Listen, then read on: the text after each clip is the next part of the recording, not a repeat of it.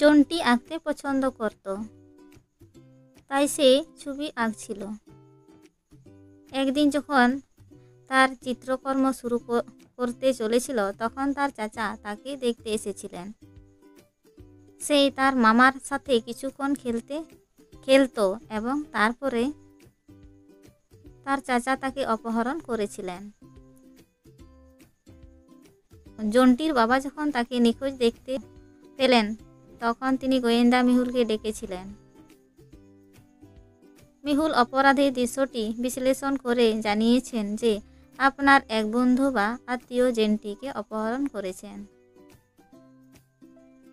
কারণ সে যখন এসেছিলেন তখন সে চিৎকার করেনি বা কোনো গোলমাল করেনি। জন্টি তার চিত্রকর্মে একটি ক্লু রেখেছিল।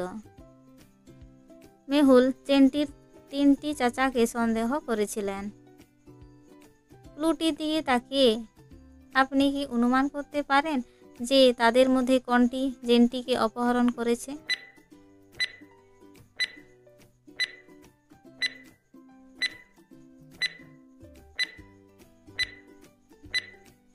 আপনি যদি জেন্টির তৈরি চিত্রগুলি দেখে থাকেন, তবে সেগুলি আয়তক্ষেত্র, অ্যাপেল, আমের। এগুলি রামের অধ্যক্ষর। তিনি জেন্টিকে অপহরণ করেছিলেন।